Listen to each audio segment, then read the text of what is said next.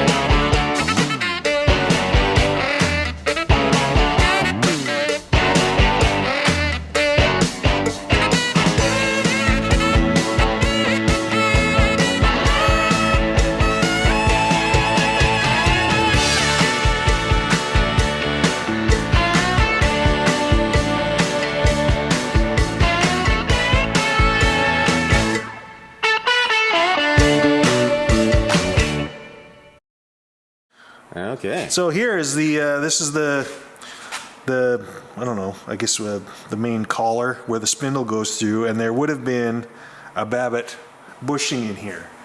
So I've heated up the old Babbitt and I saved it, and heated up with a torch, and it comes out, and then we wire wheeled it, cleaned it out. I've made a nice aluminum plug here. Ooh. This is this me. I found it at Gravy's garage. I didn't want to tell anybody. It smells a little funny. It still has the aroma. It smells like gravy. Oh my. There's a little prophylactic that goes on here. Just made out of cardboard. Actually, I think this is an empty beer box. Kind of little sort of gasket. So what's going to happen is this goes up here into the hole. And we're just going to eyeball this. Now, I pile up these blocks here because I got a block here. I got a little spring that's going to go under here to put tension on here. And then I got one more block. That's going to go under there. This is kind of a hokey setup, but I think we're just going to eyeball it. We're going to eyeball it so it gets straight on there. There we go.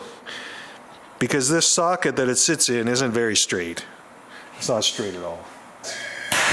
Oh, there we go. Yes. So what's in the ladle right here? Is this the Babbitt that came out of that? Babbitt. So I've already done one end actually, and I reused the Babbitt that was in there, but I don't have enough to do the second. So I had this little ingot of Babbitt. Don't ask me where I got this from because I really, honestly, I don't remember. And so, oh, it even has a stamp on there. That's kind of... It's been in my toolbox for ages and ages. So I just hacksawed a chunk off here. And what we're going to do is heat it up. This ladle, okay, where did I get the ladle? Well, the ladle was my dad's.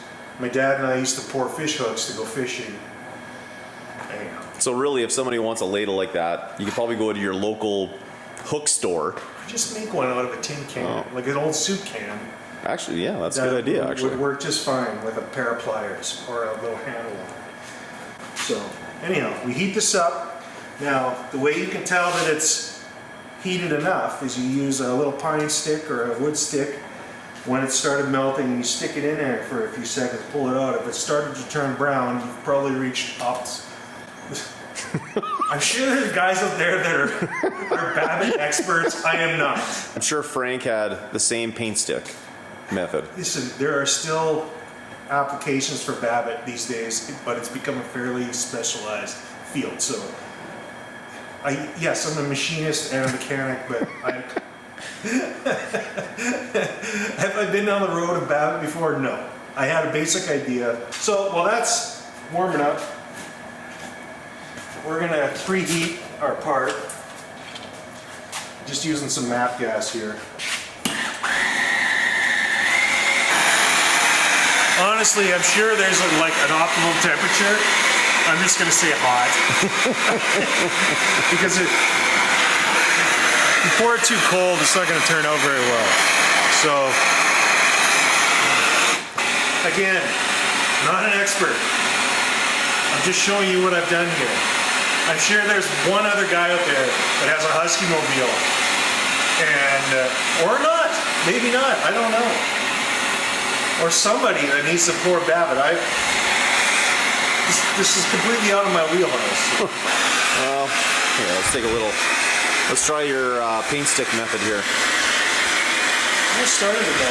Starting to, yeah, a little bit. Oh my. Is that to help cool down? To help me cool down. You want one? I think I still have one here. Let me just.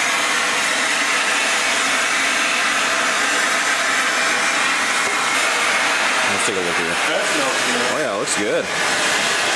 So it's kind of funny. It's like it takes quite a while, but as soon as it starts melting, it's almost like I don't know, caramel chocolate.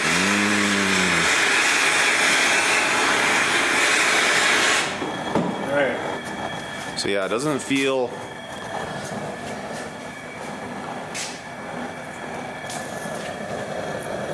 Taking out impurities there, it looks like, or? So yeah, there's some shit on the top. I think the technical term is dross, but Oh, okay. I might be wrong. I'm sure there's a perfect temperature for this too, but I don't know what it is. I'm just gonna say hot. All right, here we go.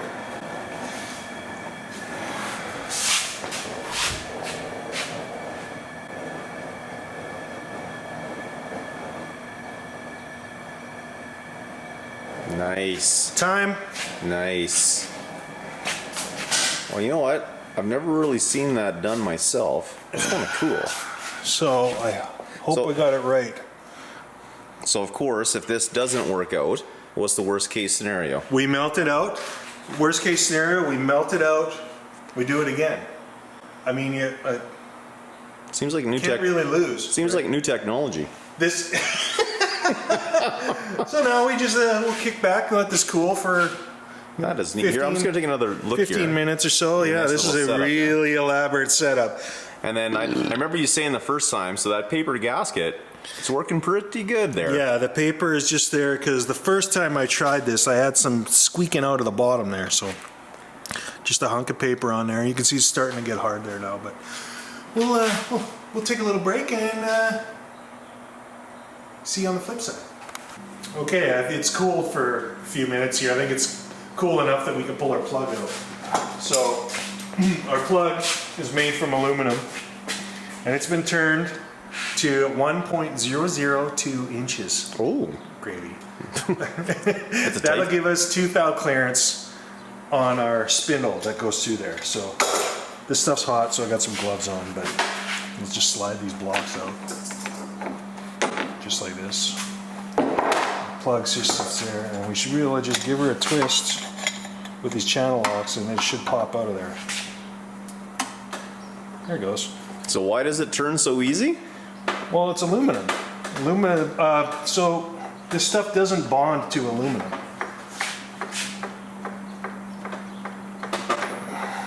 It's tighter than I thought it would be, but it's coming out. There we go. Wow. We got one little spot here, but other than that, it turned out pretty nice. So it turned out pretty good. That's kind of cool. It's going to be hot still. And looks pretty good on the bottom too.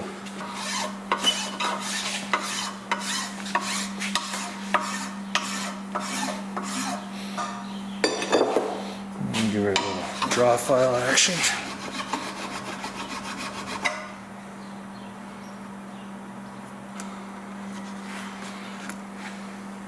Dang.